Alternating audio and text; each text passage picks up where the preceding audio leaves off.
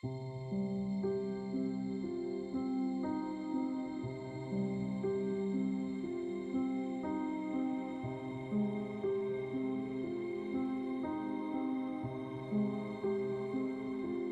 Burns-Phillip MV Malabar passes under the Sydney Harbour Bridge in December 1930, completing another voyage from Singapore. Launched in 1925, she was only the second diesel vessel to operate on the Australian coastline. Just over 3 months later, on the morning of April 2, 1931, the Malabar passes within a kilometre of the heads of Botany Bay, heading to Sydney Harbour. At the same time, 70-year-old Captain George Leslie relieved the officer in charge, leaving him and a Malaysian quartermaster manning the bridge. Passing Cape Banks on the northern side of the bay, the weather was clear and calm. Minutes later, the ship passed into a thick fog off Little Bay Beach. Leslie, aware the next headland was Long Bay, ordered the helmsman to port the helm. This outdated steering system was still being used by the shipping company and referred to the direction of the tiller, not the intended direction of the vessel. Leslie thought about reducing speed in the condition, but hesitated. With little warning, the vessel crashed at full speed into the headland of Long Bay. For the next half an hour, the engine was put in reverse, but the vessel had struck right on high tide. Even with the assistance of the trawler Charlie Cam, the Malabar was unable to get pulled off the rocks.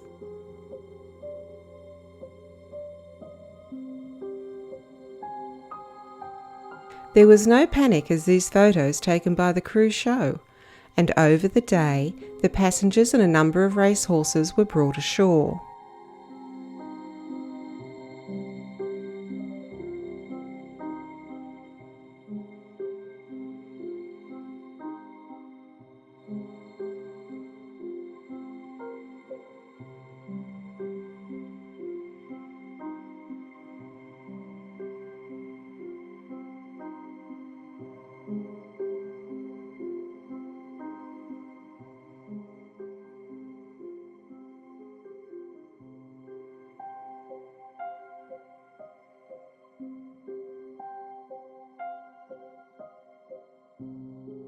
Our dives on the wreck always begin on the upright drive shaft and flywheel, once part of the engine room. It stands 3 metres above the ocean floor and has stayed in that position over the years against countless huge swells.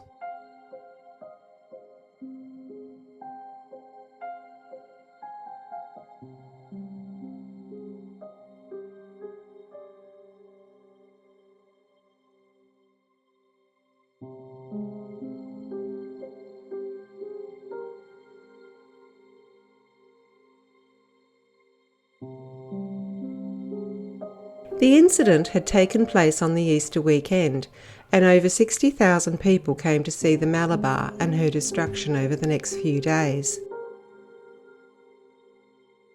A memory they would carry the rest of their lives.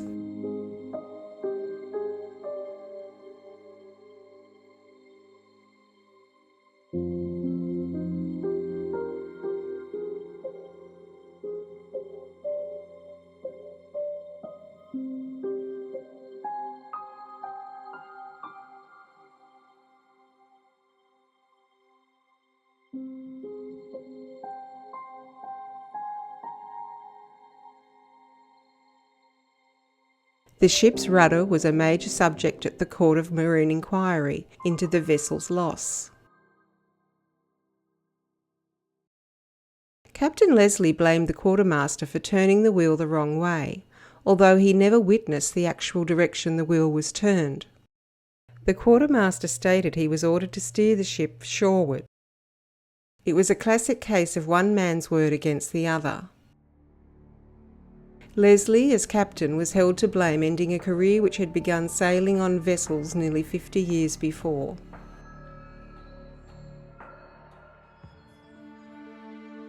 From the rudder, the first of a number of shafts that drove the propeller are set between the rocks.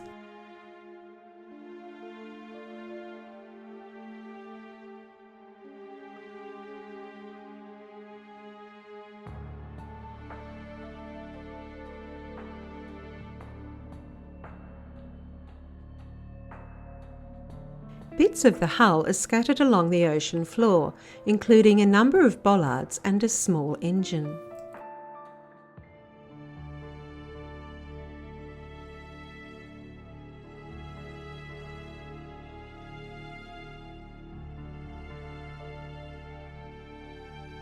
Slightly closer to shore and silhouetted against the sun are the remains of the ship's diesel engine. Covered in marine growth, schools of small yellowtails swim between the crankshaft and conrods.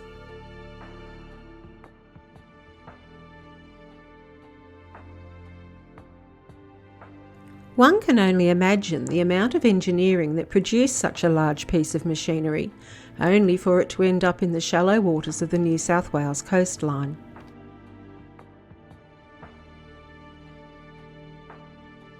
Prior to 1994, the sewage outlet was at Yellow Rock, just 50 metres from the wreck, and diving was entirely at your own risk.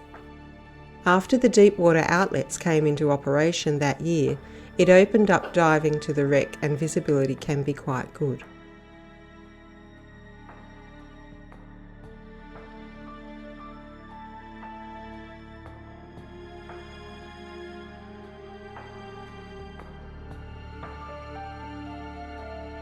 A steel propeller too small for the Malabar was possibly carried as cargo.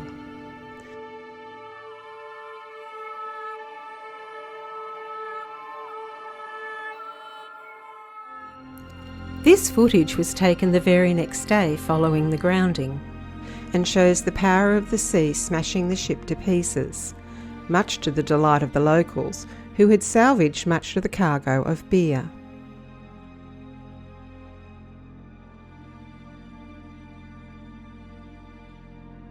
Although there were no casualties, for her crew and the company, it must have been a devastating loss of income. The Depression was in full swing and jobs were very hard to come by.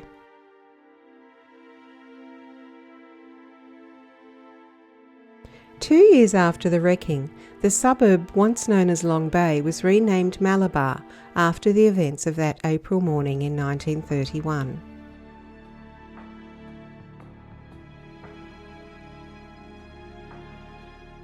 Over 2 decades later, in May 1955, another vessel crashed ashore at almost the identical spot.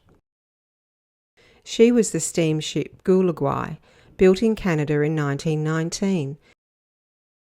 She had operated as a minesweeper in the RAN in World War II before her conversion to a trawler. She too suffered the same fate as the Malabar, her remains joining that of the earlier wreck on the ocean floor.